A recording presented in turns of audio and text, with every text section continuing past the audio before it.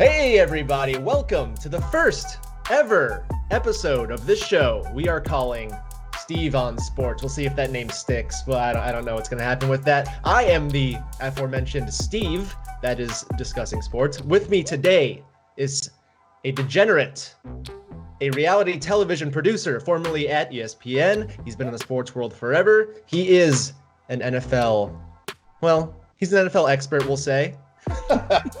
He is now writing about the XFL on the propsnetwork.com. Let me introduce to you Sean Neumann. How are you, Steve? It's good to be here today. It's a little early in the morning, even for Los Angeles, though.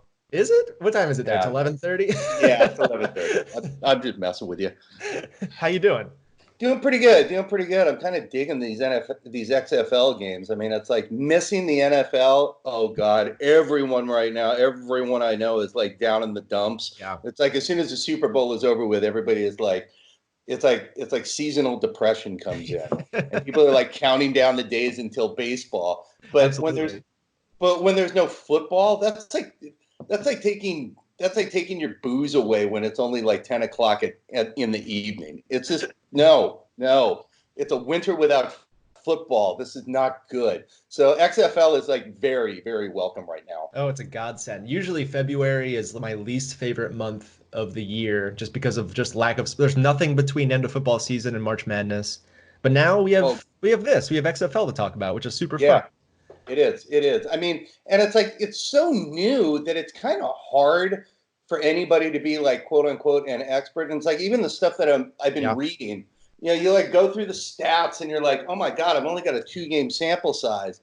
And then you go back and you try and research some of the players and you realize, oh my God, like, you'll look at a receiver and you're like, okay, yeah, he spent parts of 4 seasons in the NFL, but he's had a total of like 14 catches in 32 games. And you're like, I've got nothing to go on here. And then it's like, okay, we'll go ahead and take a look at their college games. And then you realize that was 5 years ago or 4 years ago or 3 years ago. So it's really hard to handicap these. It's really hard to get a read on the teams, even though I think that there are a couple of teams right now that kind of stand out. Yeah. And, are already passing like the basic eye test, that your public bettor would be looking at. That's right. I mean, we can just jump in right now to how the XFL is doing as a product. Yeah. And the viewership, television viewership did drop off a bit between weeks 1 and 2, but that was to be expected. I mean, the league in its first week is going to get more viewers than they will in the second week. Week 1 had about 12.5 million television viewers. Week 2 had about 8.2 million, which is still a good number. That's not a bad number at all, especially on a weekend that had the Daytona 500 and other things, college basketball games to watch. So I think the XFL is pretty happy about where they are right now. Week 3 will be a big determining factor to see if there's another dramatic drop-off or if they're going to hover around the 8 million number. Just for context, the NFL between weeks 1 and 2 last year went from 74 million to 72 million. So not as dramatic of a drop-off, obviously, but that's an established league. If you want to compare it to another new football league, the AAF last year went from 3.2 million to 1.5 million, over a 50% drop-off between weeks 1 and 2. So a little promising to see that it's not that dramatic of a drop-off. But next week, we'll have a better idea of how many viewers the XFL will have throughout the season. What do you think of the product so far? Like the broadcast, everything about it?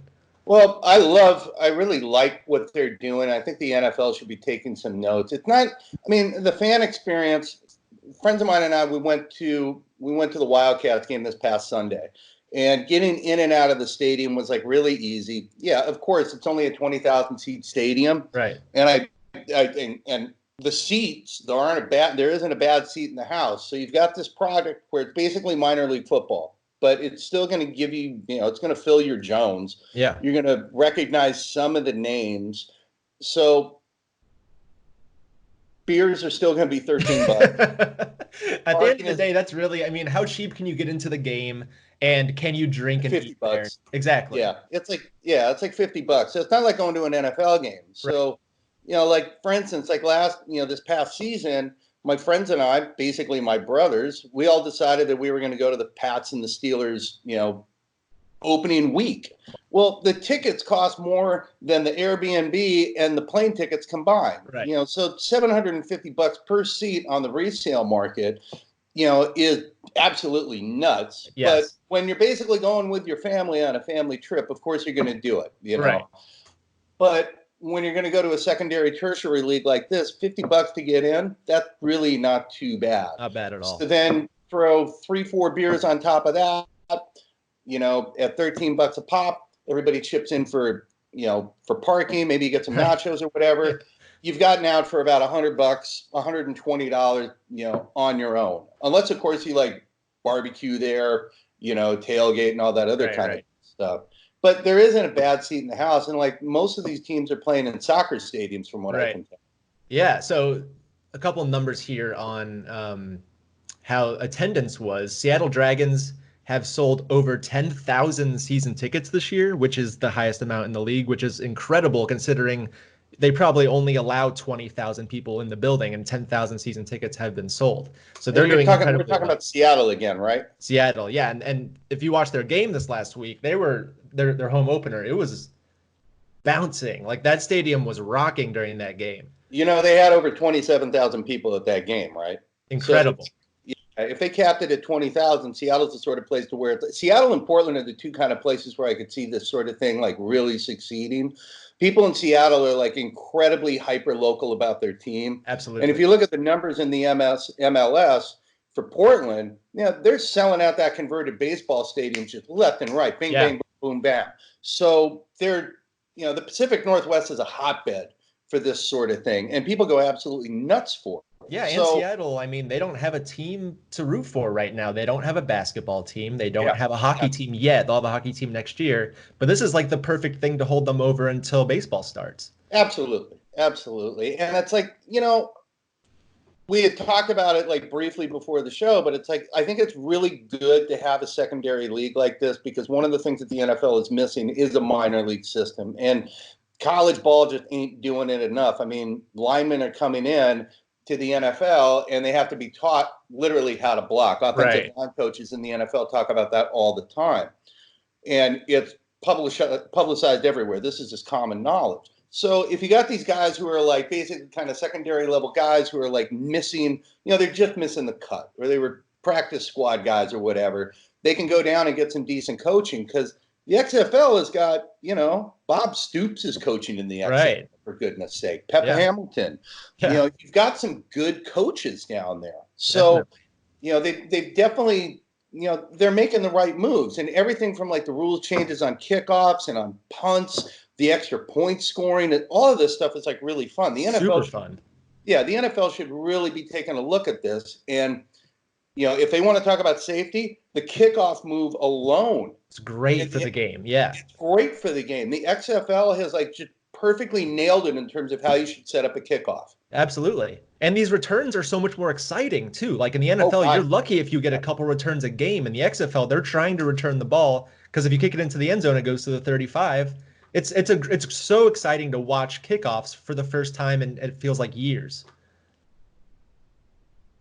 Yeah, and absolutely, and also when it comes down to things like, with like the punting game and whatnot, they've got that thing where it's like if you're in between the 45s here, you can't kick the ball out of bounds or if you put it into the end zone, they're going to throw it up onto the 35. Yeah. So that makes the special teams game that much more exciting. The fact that you can't stop the clock in the last, like, what is it? Is it the last 2 minutes or the last minute and a half? The last 2 minutes, the clock stops after every play until the ball is spotted. So it's like you get a ton of plays. But you can't kill the clock. That meaning that you can't be taking a knee. Right. So, exactly. And it's like, it's like the old adage from Earl Weaver where he talks about how baseball is like the greatest game ever because you have to give the other guy his chance. You could be up 19 runs and still lose a game in the bottom of the ninth. Well, the thing that's always been boring about football is that, okay, it's a competitive game, and then one bad play with 3.5 minutes left. It's over. Well, now your team is screwed, and that's it. Yeah. Because the other team, all they need is one more first down, and then they can run the clock out. Absolutely. Yeah, I mean, a team down by 18 points with 3 minutes left still has a chance to tie the game. Like, it's a very possible thing to tie that game. Yeah, theoretically. And it's like, I don't know. if the NFL would be well served with the extra point system that they have, I think that if they implemented something like they have in the XFL, it would just piss off a lot of purists. Yeah, I think so. But definitely the kickoff thing, they should definitely do that. Yeah. They should most definitely implement that. That kickoff system is rad. Yeah, I agree. And it doesn't have guys running down the field at 18, 20, 22 miles an hour, just like nailing human each other. missiles. Yeah, exactly. Yeah. Absolutely. A couple other notes on broadcast and attendance stuff. The Battlehawks, St. Louis Battlehawks, they played at the same time as the Blues this last weekend. Okay. Both were broadcast on cable channels. The Blues game had a TV rating of 3.1. The Battlehawks game had a rating of 6.0. They doubled the Blues, who are in first place in the West. It's kind of astounding. I'm not surprised by that at all. People in St. Louis are nuts for football. So turning the clock back to 2013, I was working on a show in St. Louis. And everybody on the show, we went to a Rams game together. It was the Rams and the 49ers. And this is back when Kaepernick was their starter. So the Rams were atrocious that year, just absolutely awful. Yeah. But guess what? The Rams game was basically sold out. Yeah. And it was full of people. I mean, one thing that you can say about St. Louis is that it's like they didn't lose the Rams because they weren't showing up to games. They didn't lose the Rams because they weren't supporting the team or buying tickets and merchandise and all that. They lost the team because, hey, man, Los Angeles is open and Stan Kroenke is like, I can double the value of my team by just moving to Los Angeles. Yep. Oh, and I've got the number 2 market, and I can build this, palatial football palace. Yep. So people in St. Louis are starved for football. So this will probably come up a lot if I do a lot of episodes of this, but my family's from St. Louis. I grew up as an enormous St. Louis Rams fan. When they moved to LA, I was absolutely crushed. But I do know, a lot of my family stopped watching the NFL when they moved. So now that there's another team in St. Louis, they're gonna jump on that. It's football in St. Louis. They're excited about football again. Yeah, and I think that's one of the things that people don't really think about. They go, why are you putting a team in this city or that city? Well, it's like, look, man, people in America love professional sports and they love betting on this shit. They love watching this shit. They love everything about it. It's it's one of the only forms of entertainment where, and this has been talked about ad nauseum, but you don't know what the outcome is going to be. Right. It's happening in real time in front of you. So that sort of appeal has got a big crossover. So I think the only negative thing I see about the XFL is that all the team names sound like they're from youth soccer leagues. I agree. They didn't really nail it. No, that's the only thing they didn't nail. The uniforms are clean, they look modern, etc. But the names, it's oh God, the Dragons. Just keep it simple. Battlehawks. I know. It sounds like a bunch of 6th graders got together and it's they're drawing yo, man, check out my monster. Yeah. Oh, I got a dragon. It's come on.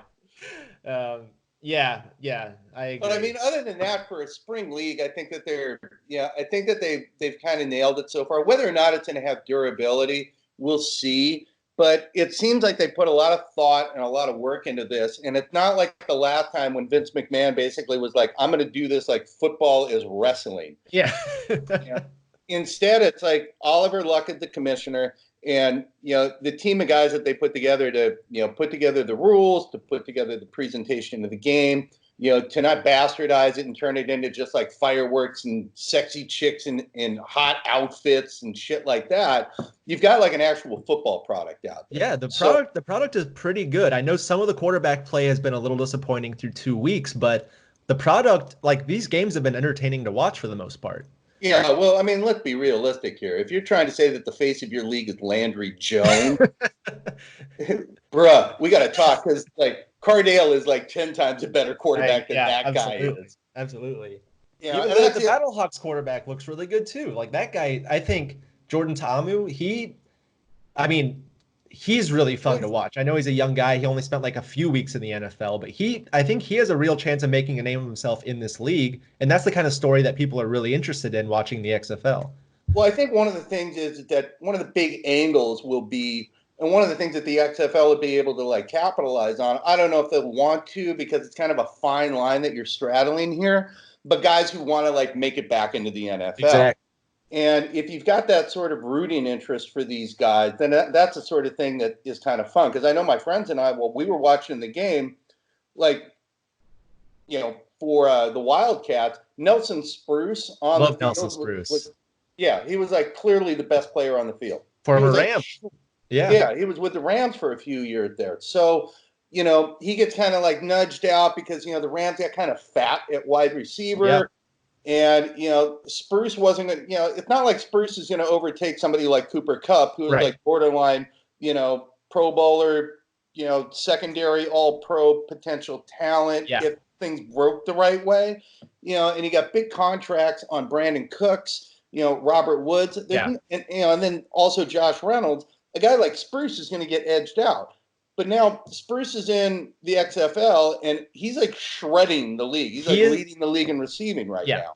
He's an NFL caliber player. Absolutely. And there's a few of those guys that are there where it's like, if it weren't for a break or two, they'd probably be, if you took Nelson Spruce and put him on even like a mid-level franchise, he's probably starting. Absolutely. Well, the reason that he didn't make the roster a few years ago on the Rams was an injury. An injury kept him off the team, and now he's trying to get back in with the XFL. I think I am definitely on the Spruce train. I think he is an NFL caliber guy. Absolutely. Hopefully he gets talked to after the XFL season is over and finds himself at least at a training camp or something and gives him another chance in the NFL. Well, yeah, and that's the thing. It's like the way that they've got this set up is that, none of these guys are going to get to be taken in this round of free agency. Right. So in this preseason portion of free agency before we run up to the draft, none of those guys can sign with an NFL team. So it's like you sign that contract, you're stuck with the XFL. Right. But on the flip side of that, you're getting to put game film out there. Yep. And, you're playing against other guys who are probably of your caliber, but if you can prove yourself in this league, you might get a shot to go to training camp. And hey, you're on a free agent contract, and if you can win out a job, there you go. You might get onto a practice squad. Maybe you get a backup spot. Yeah, I'd be willing to bet a half a dozen of these guys in the XFL are going to end up maybe between 1 and 6 dudes are going to end up starting in the NFL. And because I think that the quality of play right now and the quality of players, this isn't he hate me. This is these guys are actually playing ball. Yeah, and it's not just a circus game, which is really, really nice to see. Exactly.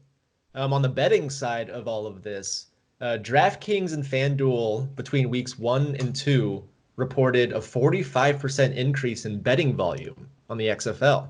That doesn't surprise me at all. Me neither, but it's really good to hear. That's great to hear, though. Yeah, and that's the thing. It's like, your typically legit sporting press isn't going to want to talk about those betting numbers yet. It doesn't matter that federally sports betting is now legal. Yeah. It's not enough for it to just be a legit and above board business. The stigma that gambling has had for the last forever is that it's a bunch of degenerates sitting around pissing away their paychecks, getting drunk, laying. It shows up in literature. It shows up in movies that, gamblers are basically degenerate dipshits. Right. But the fact of the matter is that it's like a lot of guys out there, I know plenty of people who do this for a living. Yeah. And these guys are putting together mathematical models. And they're not making their picks based on gut or the eye test. They're doing it on hey, I put together my power ranking. I put together all the stuff. And by the way, after running the numbers, here's my point spread. I feel like I have an advantage on this game, and I'm going to lay my money down. Yep. And more people are doing this. So if you're seeing a higher amount of people gambling on these games, I think that that's almost more important in some regards than some of the viewership that you're getting. But I think that there is a certain amount of correlation between the two. Totally. I don't have any statistical basis for that, but that definitely is a gut instinct. Yeah. All right. Without any further ado, I know if anybody's listening to this, they probably want to hear our takes on the upcoming games this weekend. So let's jump into these games. First, we'll talk about this Houston Roughnecks at Tampa Bay Vipers game. The Roughnecks are 6.5-point favorites on the road.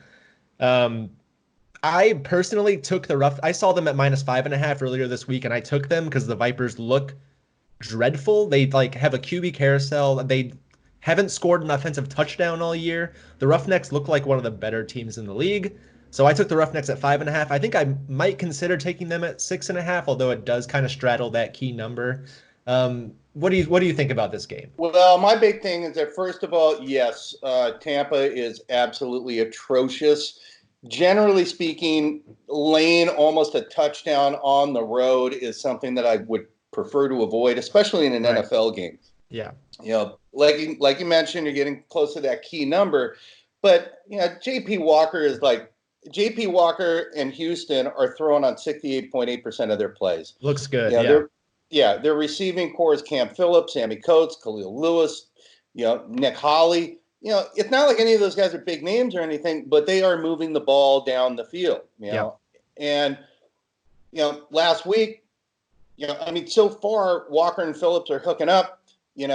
Phillips has got 130 yards and 4 touchdowns, 12 receptions. Hey, I like it. Tampa, yuck. They've scored hard 12 to watch. points. Yeah, 12 points on the season. You know that there's going to be a couple of putrid teams in this league. So, this is the sort of spot where it's like, a lot of the pro bettors are like, no, you don't want to do that because no, screw that. This is like one of those opportunities where you might be able to like gobble it up. Right. I'm not saying put 10 units on this game, but I am saying that it's like, look, I would go ahead and get a taste on this one, jump on the over 47 and grab Houston, and even teasing Houston down, to like minus a half point, right? And teasing the over down to 41. Yeah, I think Houston wants to bump up their numbers. I think that JP Walker wants to prove to people that, hey, I can play football. And that's the other thing, too. There's going to be a lot of motivation from people to go out and score points. Yeah. But as we've seen so far, unders have been hitting the vast majority of the time so far. Unders are 6-2 so far this year. Yeah. Exactly. But I think that with where Houston is coming from, these guys are going to want to show everybody that they're players. They're going to want to go down there. They're going to want to score. Tampa's going to want to put up some sort of a fight, but I just think that they suck. They don't pass the eye test. They don't pass the stat test. They don't pass any of the tests. They don't. And the Roughnecks, for their part, average 32.5 points per game through the first 2 games. They're the highest scoring team in the league. So the over makes sense. I personally am taking unders all across the board this week just because of the way that things have been shaking out in the first 2 weeks.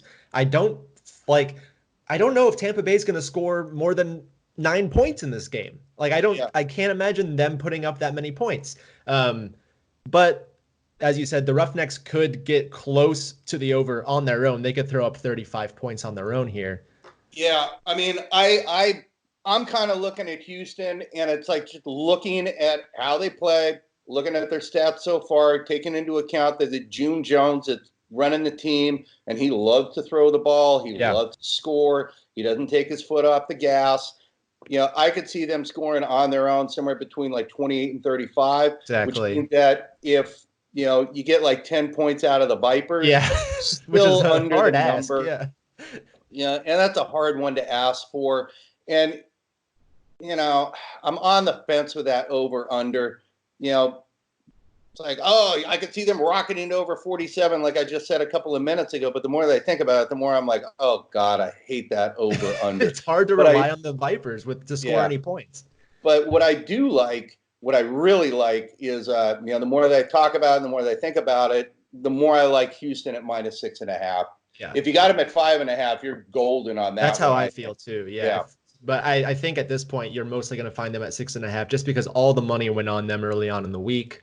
But it is a good teaser option. If you can find a sports book that'll let you tease XFL, which I've had trouble. I mean, I've looked at a couple of sports books and they're not allowing teasers. And I think it's because they know it's kind of an exploitable way to bet on the XFL right now. The numbers are so imprecise. The sports books aren't able to really get a grasp, especially on these over-unders. They're a little inflated, I think. And that's why it's 6-2 so far on the under. But yeah, if you can tease that down, taking the Roughnecks at minus half a point or about even, I think that's great value. I think they're going to win pretty handily in that game. Yeah, I do too. I mean, it's like the published pick that I have right now is over 47.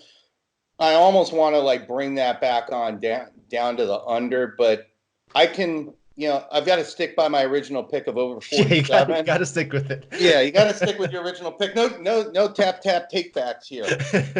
However, that minus 6.5, and I could even see that number getting pushed up to 7. I mean, this is like one of those games where it's like if people are going to be betting on this one, just even for shits and giggles, they're going to look at that and they're going to be like, Tampa is awful. Yeah. Yeah. I mean, Houston's sitting on a plus 24 point differential. Yeah. So even with a limited sample size, I'm going to take them on the road against the inferior team. Yeah. All right, let's move on to the next game. We got the Renegades as 5-point road favorites at the Seattle Dragons. Oh, God, give that under all day. Yeah. All day long. Let's see where the over-under. So DraftKings right now doesn't have over-under set for whatever reason. It might be because they don't have a great grasp on where it's going to be. It looks like you can find this over-under at around 44 and a half points. Yeah. So you're saying under on that. Yeah, I'm saying under on that because, and this is just kind of a generalization. I'm just trying to think through the situation and think through, where they're going to be playing. Look, it's not like Seattle is all that great of a team. We don't even really know that much about them. But Seattle teams in general have good home field advantages. Yeah. So, you're also talking about Landry Jones is running things for Dallas. He's their quarterback. I really love the fact that it's Bob Stoops. Seattle's head coach is Jim Zorn. We remember what he did when he was with DC. So it's not like I have a ton of confidence in Seattle being able to come in here and beat Dallas, who just put a beat down on the Wildcats, who look like they have one of the worst defenses in the XFL. They just look absolutely horrible. Yeah. My big thing is that it's not. I don't think that weather is necessarily going to be a factor up there. I don't think that it's necessarily going to be because Seattle's got this rampaging offense that can just shut the game down. But 44.5 in this league, the 47 that we just talked about, everybody keeps thinking, oh, lots of points. That's what they were thinking in week 1, right? It's not happening. Yeah. And part of that reason, even though we talked about, the quality of play earlier, it's still not up to par with the NFL. No. So no matter what the rule changes are like and whatnot, you're still dealing with guys who don't have the best hands in the world. You're still dealing with guys who aren't the best blockers in the world. This is a secondary league for a reason. Yeah. So just because they've juiced the rules to allow for more scoring should tell you something about the quality of the players that are going to be on the field. Right. So if you're running around going, oh, well, sooner or later the dam is going to break open, think about who it is that we're dealing with here. You know, we're gonna pump up this league because we like it and we want to watch it. But at the same time, it's like if you're a bettor and if you're looking and you're saying, oh, yeah, that 47 is going to hit, just keep in mind there's a reason why these guys aren't in the NFL. Right. So for now, my suggestion would be more to hammer the under. Yeah, I'm hitting the under on this game as well. I just think Brandon Silvers might be one of the worst quarterbacks in the league, at least right now. He could improve, but he has not looked good through the first 2 weeks. The Dragons on offense haven't been able to put a ton together. Neither of the Renegades, but I think Landry Jones, now that he has more time to work with the offense, he will improve this week. He finished last game pretty strong, so I can see Dallas putting up some points. I don't know if I'm going to take them at -5. I might lay off, but I will take the under here. Yeah, I don't like a side on this one. -5, it's just a weird spot. You're over it. You're in between key numbers. 5 is that's just to me. In general. But the under 44.5, I do like a lot because I can see one of these teams kind of pooping the bed and not even getting 12 points up on the board. Exactly. Yeah, that's just kind of the way it's been going. Yeah, it has. And it's like, look, Landry Jones is so bad that he was replaced by Mason Rudolph in Pittsburgh. So it's not like I have a ton of confidence in that. Like I said, I do like Bob Stoops. I do like the fact that he's going to be trying to push his offense, but I just don't see Seattle picking up their side of the scoring load. Right. All right, let's go on to this third game here. The New York Guardians are playing at St. Louis. St. Louis is -10 at home. It's a pretty enormous spread there. It's hard to take a Yeah. team at -10, but the Guardians looked like absolutely dreadful last week. They're atrocious. They It are was just god they awful. couldn't do anything. Matt McGloin looked like he doesn't even deserve to be in the XFL. No, he doesn't deserve to be anywhere. I mean, the guy's entire career is based off of what, 2 games that he had with Green Bay. Is that am I remembering that correctly? I couldn't even tell you. All I remember from him is him being on the Raiders and getting a couple chances and not really pulling through. I mean, well, the worst part about his performance for me was the lack of responsibility he took and just like throwing the blame on the coaches, throwing the blame on the game plan. He wouldn't admit that he was having a bad game. If they're gonna start him next week, I don't see why you do that. I think you stick with the backup here. Yeah, I mean, yeah, I would too. I've never been a big McGloin fan. Okay, now I remember. I had to like look this up because I was confusing him with another guy. But You're yeah, thinking this Matt guy. Flynn? Yeah, I was thinking of Matt Flynn. Yeah.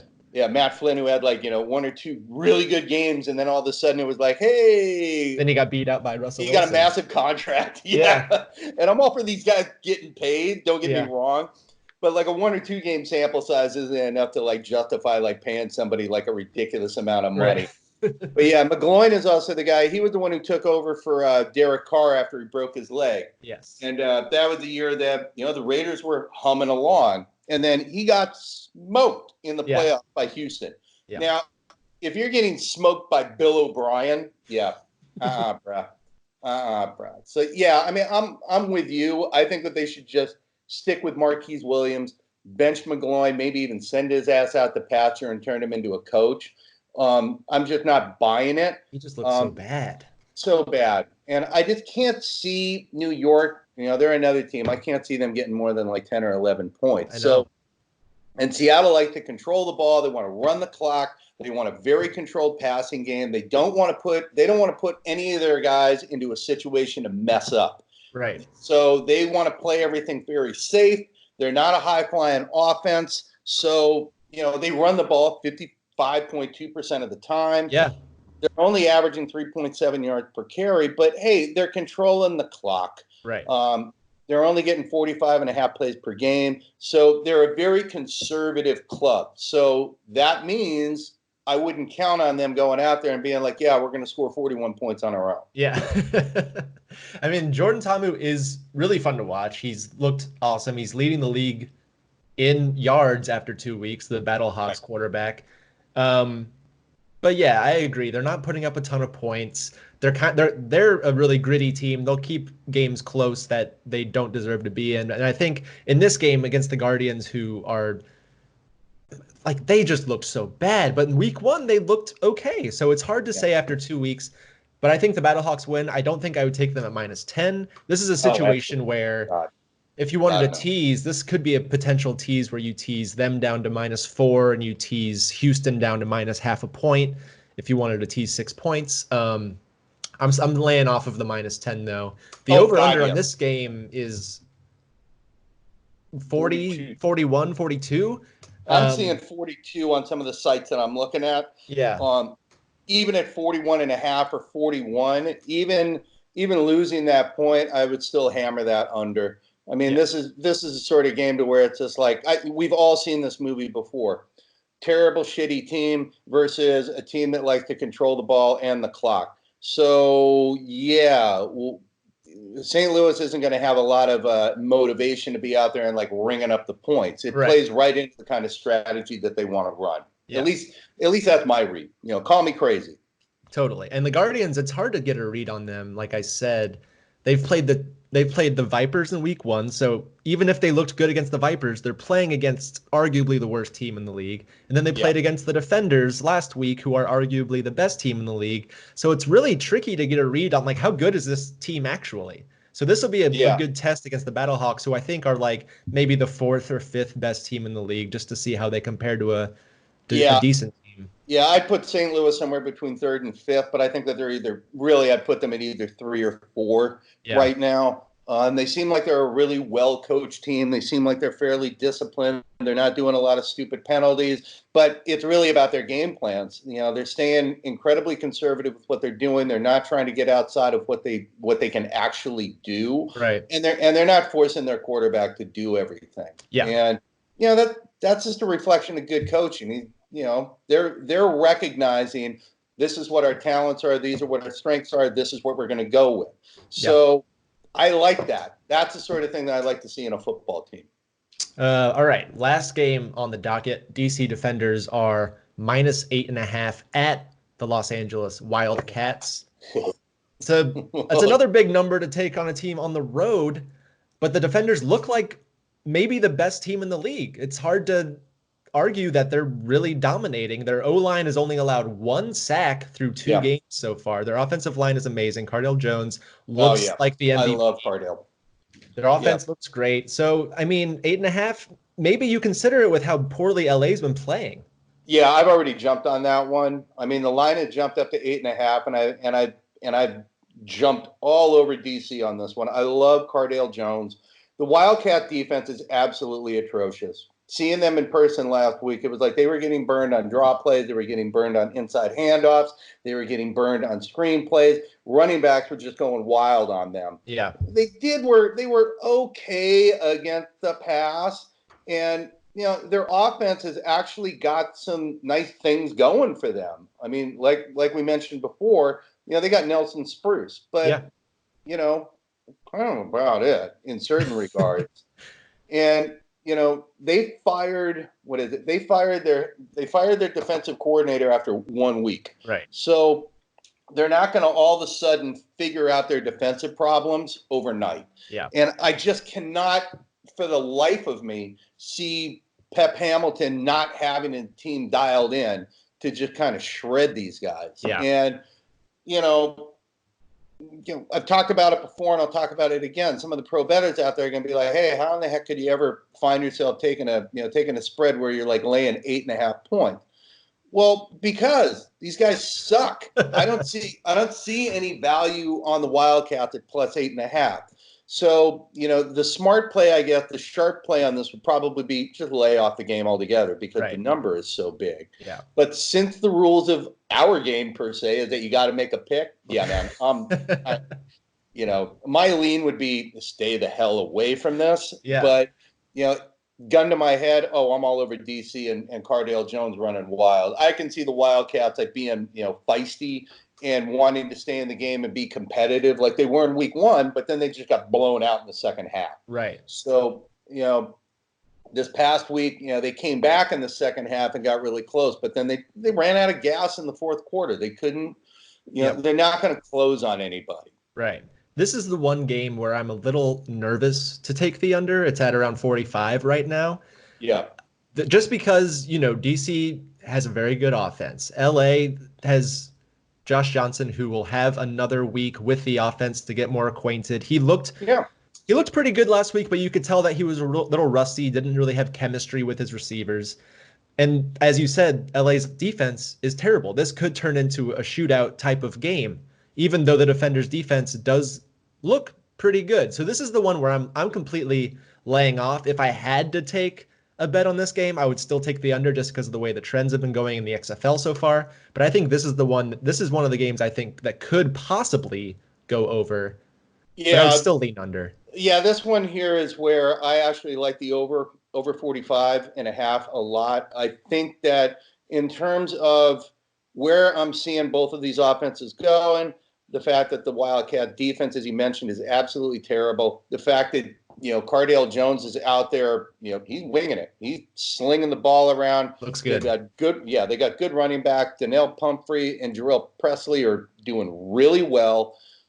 So I can see it becoming a quasi shootout where it ends up being something like, say, like, I don't know, DC gets like 41 and Los Angeles puts up like 28 points. Right. I don't know, but it just feels like it's going to be a much higher scoring game than a lot of these other games have been. I mean, last week, it was 28-24. Was it? That was like one of the only overs to hit so far. I think that might have been the only over last week. Yeah. It was. Yeah. So, we're this is one of those games where it's like I can see it kind of blowing up a little bit. Right. And, it's not a guarantee or anything, but yeah, I would put my money there. I'm all over the 45.5. I feel confident with doing that one. That's one of my better bets of the week, which means, of course, it'll totally shit the bed. Some numbers through the first 2 weeks of the XFL season. Home teams are 6-2 straight up and 6-2 against the spread. So interesting that we have 3 home underdogs this week, but it's a really small sample size. You can't really have too much stock in that. Under, like we said, has been 6-2 this week. So we'll see if my strategy is going under on most of these games, but we'll see what happens in week 3 as the offenses start to gel a little bit better. Okay, let's talk about these team futures. The only future that on DraftKings right now for the XFL is for the championship winner. Right now, they have the Defenders as the favorite at plus 200, the Roughnecks at plus 225, Renegades plus 650, and the one that I like right now after 2 weeks that has, I think, the best value is the St. Louis Battlehawks at plus 1,000 to win the whole thing. The reason I like that is just because I throw $100 on that just for shits and giggles, man. Exactly. Are you kidding? St. Louis getting out of the East, I think they will probably be the number 2 team in the East, which gets them into the playoffs. And then at that point, you just have to, win your playoff games. And their odds right now at plus 1,000 are odds that you would expect a team that's not in the playoff race to have. Yeah. They're plus 1,000. The Vipers are plus 1,100. It's like I would there. Totally. I would love it if we could get, one of the guys who's like setting the lines in Vegas to come on and tell us like what it is that they're thinking. Because right now, I don't even think Vegas can really like put their finger on where this is going to go. Because I mean, these guys, they're working off of spreadsheets and analytics that go back like 30, 40 years. So, they know exactly, they're always right about the line when it comes to the NFL. Now, are they right about the line on the XFL? As I always write about, just assume Vegas is correct. Right. Okay. And I think they've actually been nailing it on the point spreads. If you're laying the points on these games, you've been losing so far. But it's clear that some of them can't really pick up what the totals are going to be or which team is going to win the whole thing. Because if you've got a team like St. Louis at 2-0 and is kind of beating up on teams to a certain degree, then it's really hard to say that I'm not going to put $100 on plus 1,000 just for shits and giggles. I mean, that's the sort of thing to where it's like, you're in Vegas with your buddies and you see that line up there. You're probably going to go ahead and say, screw it, man. I'm going to put 2 light bills on that. Yeah, exactly. Yeah. I mean, they lost a heartbreaker this last weekend, but they were right in the game. I think they played Houston. And that's a team that, according to Vegas, has plus 225 odds to win the whole thing. So if they can stay tight with that team and be 1 play away from beating them, I don't understand why their odds are plus 1,000 while the favorites are hovering around plus 200. I think my guess is that it probably has something to do with the quarterback play and also who the head coaches are. Exactly. So that's exactly what it is. It's all about quarterbacks. And it's like Cardale Jones is somebody where it's like I'd be willing to bet dollars to donuts, and I'll absolutely predict that he's going to end up getting another look in the NFL. Yes. If he keeps doing what he's doing right now, that guy he's going to be in a training camp somewhere next year. Right. Whether or not he makes a team, well, goodness only knows. But there's a reason why his team is considered one of the favorites, and it's because of him. Yeah. All odds we've been discussing here so far on the XFL have been from the DraftKings Sportsbook. If you want to check out the DraftKings Sportsbook, they have great sign-up bonuses like a 20% match of your first deposit and a risk-free bet of up to $500. Head to thepropsnetwork.com and find the DraftKings link to get those bonuses and others from all the top online sportsbooks in the U.S. You must be 21 or older to bet and located in a state where it is legal. If you have a gambling problem, call 1-800-GAMBLER today. All right. That pretty much does it for the XFL, I think. Let's maybe for about 10 minutes here chat about NFL futures that I found on Ah, yes. Yeah. So obviously there's not a ton of news yet. Free agency doesn't start for another month or so. But right now we're filming this, we're recording this February 20th. Let's take a look at some of these futures bets. First overall pick, I think, is kind of a given. Yeah. Joe Burrow is sitting at minus 10,000. So if you want to lay money for that, go ahead. But I mean, Hey, it man, is kind of set in I want to win stone. $1. Yeah. Not a lot to talk about there. I think as of right now, that is the number one pick, pretty much set in stone. Yeah. I mean, the only interesting nugget that I heard about that is that he's definitely going to go number one. But there was a real fun interview bite that I saw where he was like talking about his leverage, and he's like, "Yeah, I know they're going to take me number one, and they've got leverage, but I have leverage too." And if I had been the reporter, I would have wanted to follow up and go, "What are you talking about, man? Your salary is capped. So unless the CBA is going to change all of a sudden next week, I don't know what you're talking about, man." Right. But maybe it has something to do with extracting a promise from that tight-fisted SOB, in the owner's box, who also calls himself a GM, to actually go out and pay for some players. So exactly. Yeah, that's about the only thing I could see from him, to where he's like, "Look, man, I'll just sit out for a year or two and force you to trade me like Carson Palmer did," which would actually be kind of rad. I really like it when the players stick their finger in the owner's eye and they're like, "Hey, man, people are coming to watch me, not you and your billions of dollars." But That's just me. But yeah, he's going number one overall. But ooh, boy, Cincinnati.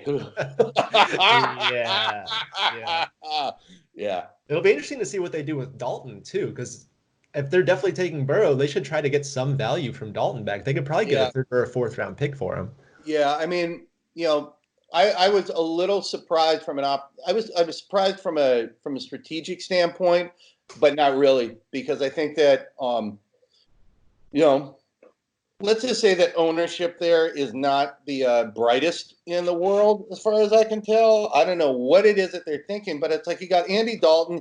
You could have traded him to any number of teams and been able to get some sort of draft capital from him. And instead, they just held on to him. Yeah, and they also did him a disservice too. Absolutely. I mean, the guy he's got a lot left in the tank. That guy could go and be starting for a bunch of teams in the NFL. If you would swap, I mean, the hypothetical that my friends and I have been talking about is that if you had taken Dalton, swapped him in for Mitch Trubisky, the Bears would have been a playoff team. Yeah, very possible. He's the sort of guy that can come in. He's going to run your offense. He's going to be relatively efficient. And if you've got good coaching in there and decent play calling, he's going to deliver the ball. He's a pro. No one is going to sit here and claim that he's going to be MVP of the league or a top 5 quarterback, but he can definitely be in the top 10 again. Yeah. Put him in the right system, put him with the right coaching staff.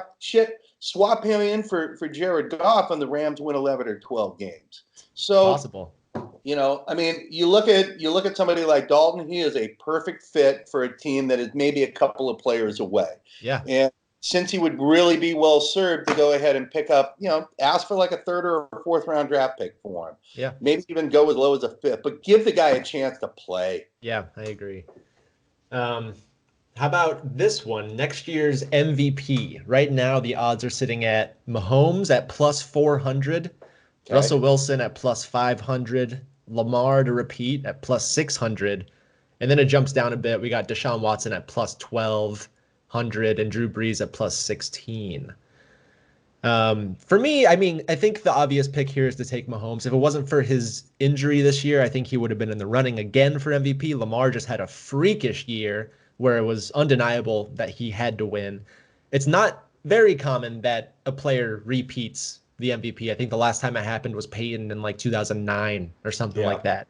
Yeah, I don't see another repeat happening. I mean, defenses are going to make some adjustments on Lamar. Exactly. They're going to look at the game film from, they're going to be exploiting what Tennessee found, and it's like Baltimore was getting their yardage in that game, just like they did all season long. In between the 20s, they were doing whatever they wanted. But that bend but don't break philosophy, where you're bringing 3 or 4 pass rushers, you're not really trying to flush Lamar out of the pocket because you don't want him going downfield for 40 yards on one play. Right. but he was able to complete passes for like 5 yards here, 7 yard there, 11 yard there. They'd break off a little bit of a run here. They were letting them do what they wanted, but they were basically kind of creating this umbrella. It was almost like a classic 52 defense. And they were dropping back into cover 3 really well. They were mixing up their cover 2s and whatnot. But then when they got inside the red zone, everything was predictable with Baltimore. The thing with Baltimore that like really got me in that game, you know, partially because I foolishly took them, with the fourth down plays. They didn't show any imagination. So, I mean, it's going to be interesting to see. I love the fact that Greg Roman is there because he's all in, and you know, and so is John Harbaugh, who should get a lot of credit for making the sort of adjustments that he has in terms of analytics, his willingness to go for it on fourth down. That's a hard thing for people to do. So I give it up for their coaching staff in terms of going, hey, this is the talent that we have on the field. How can we best exploit it? Well, you know, next thing you know, they've got like the best running game in football. So, but I think that defenses are going to make adjustments on Lamar. They're going to not necessarily contain him, but it's very rare that you see guys have blow-up seasons like that 2 years in a row. Right. Not everybody is going to be Dan Marino. So considering that Lamar is not a one-man wrecking crew, you know, I think it probably leaned back over towards Mahomes. I think that Russell Wilson has a good chance if he doesn't get killed, you know. I mean, their offensive line is still absolutely atrocious. He's running for his life on every play. You know, the fact that they won as many games as they did last year was almost a miracle. So, you know, Lamar definitely, you know, not Lamar, Russ is definitely in that conversation. Deshaun Watson at plus 1,200 is, you know, that'd be a fun one. That would be fun. You're having a bunch of drinks with the boys, and you're in Vegas, and it's like you go and you look up and you see that one on the board. It's like, you know what? Even with B.O.B. as his head coach, screw it. Here's $50 out of it plus 1,200. You know, because he is that kind of talent. He's an MVP quality guy. The only problem is that Houston is just so bad. So bad. So bad. You know, even for a team that can like make it into the divisionals, it's like they've just been wasting their talent for the last few years.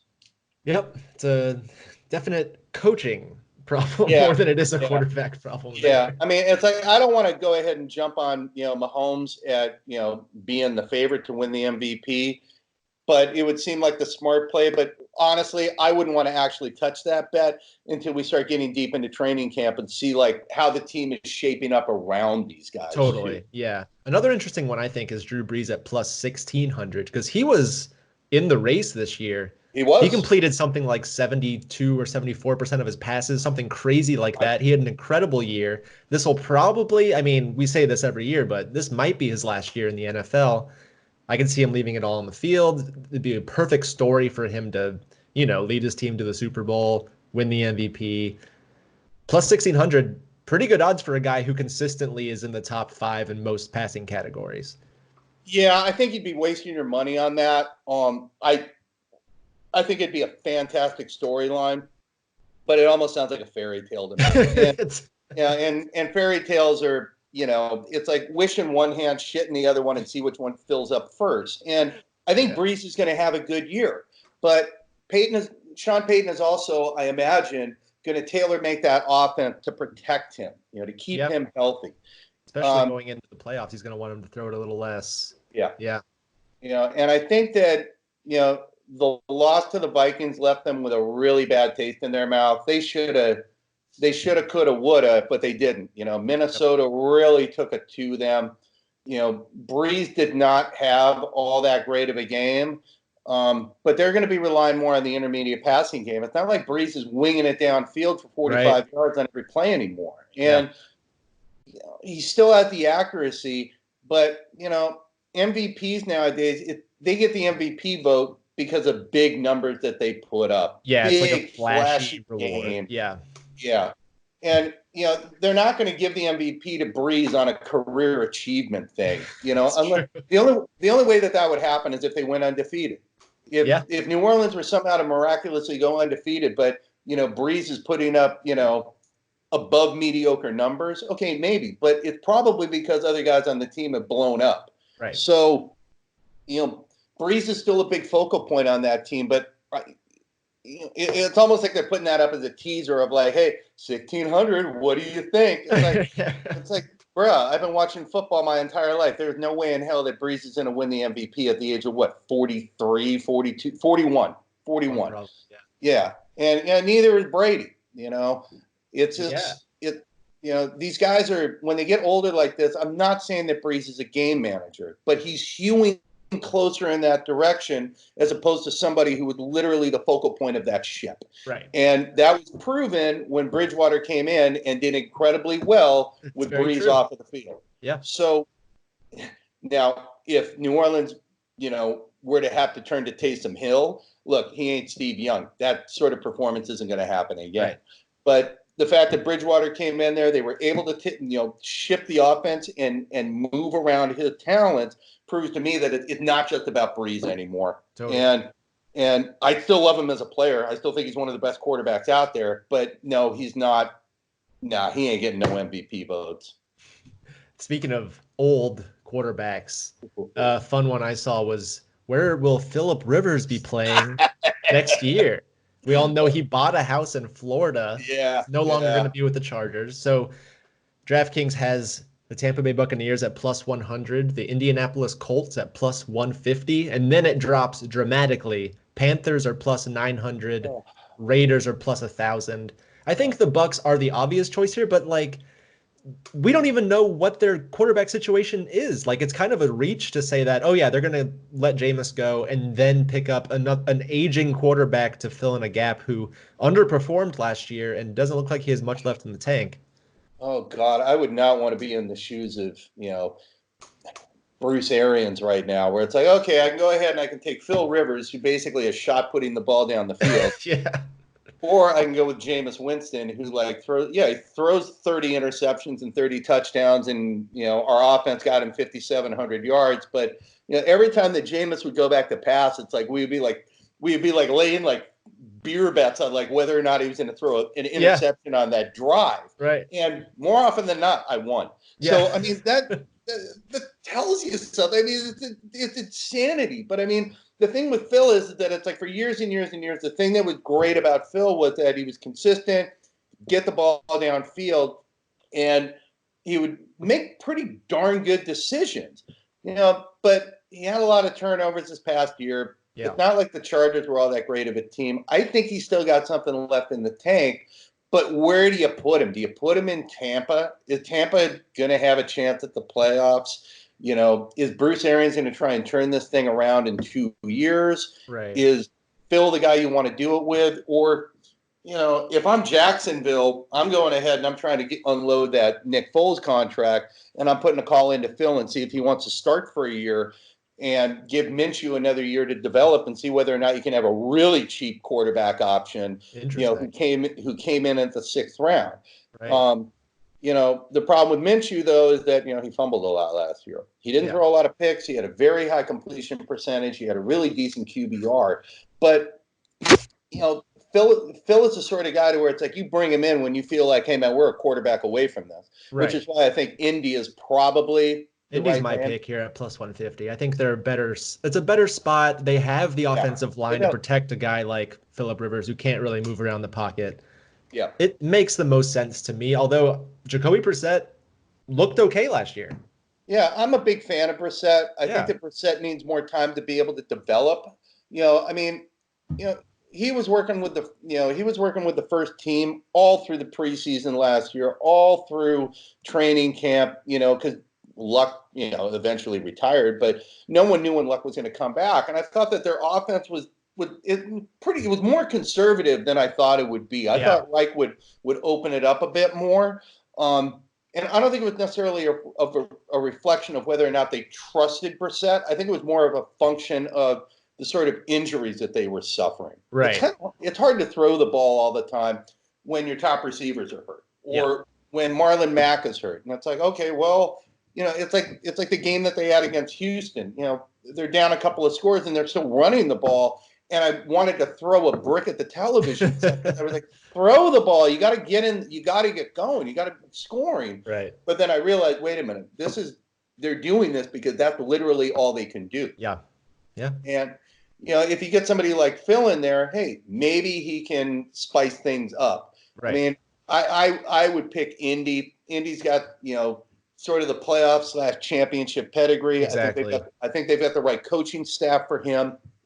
And it doesn't feel like a reach there. Right. Tampa would feel like a reach. Okay. Yeah.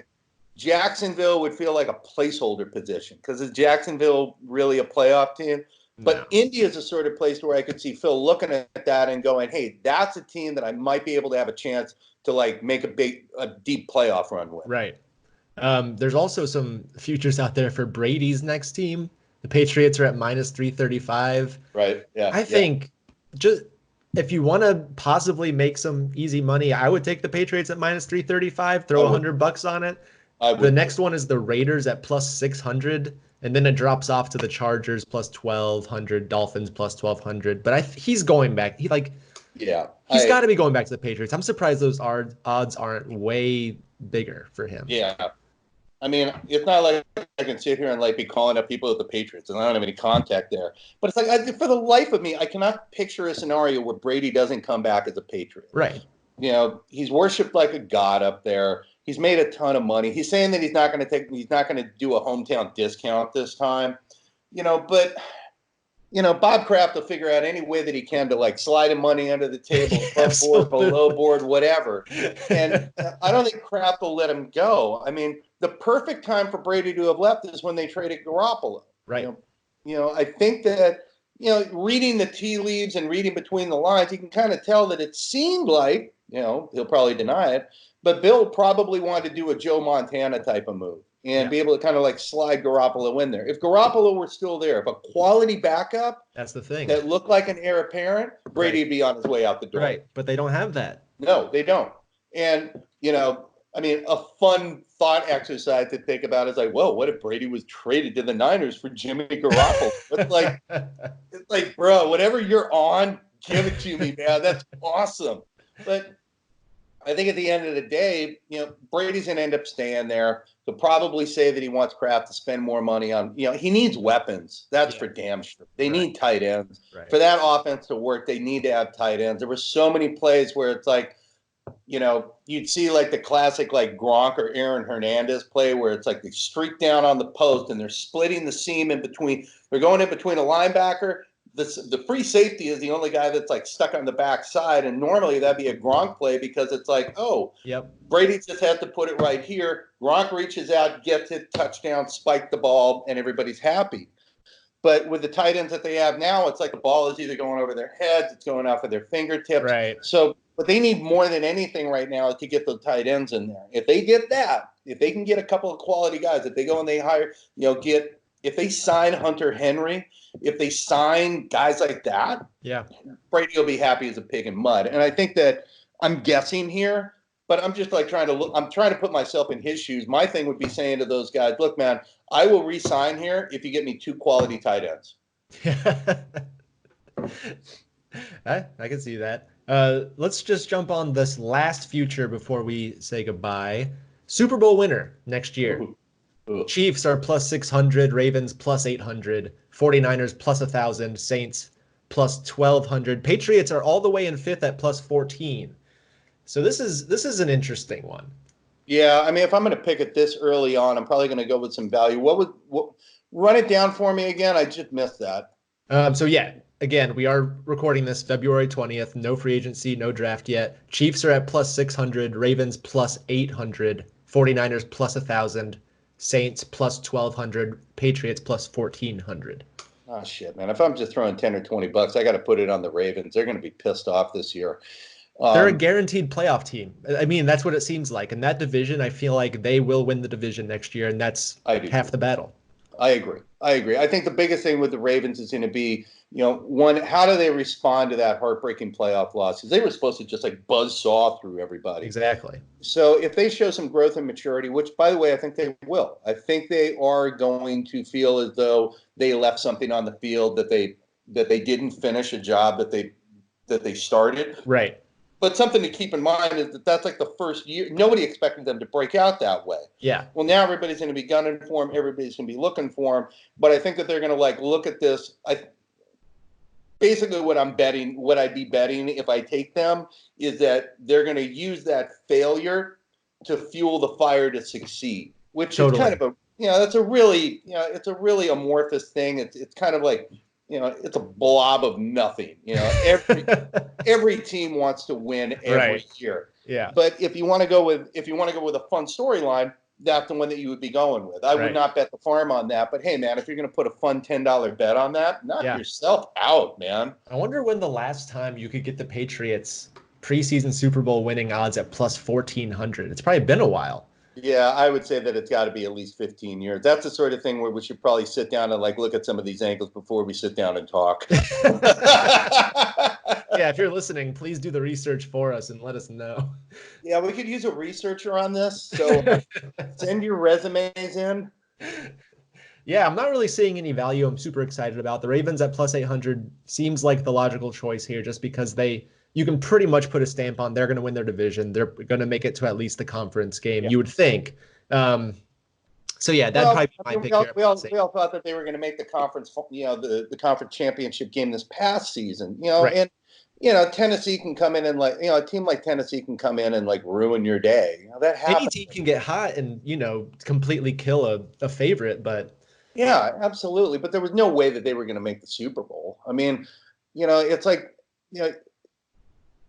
a lot of it ends up depending, the way that the parity in the NFL is that it's almost like it would be almost, to real talk here is that it would almost be dumb to make a futures bet right now. Yes. Because you don't even know what the team is even going to look like. Exactly. We haven't gotten into free agency. The draft hasn't happened yet.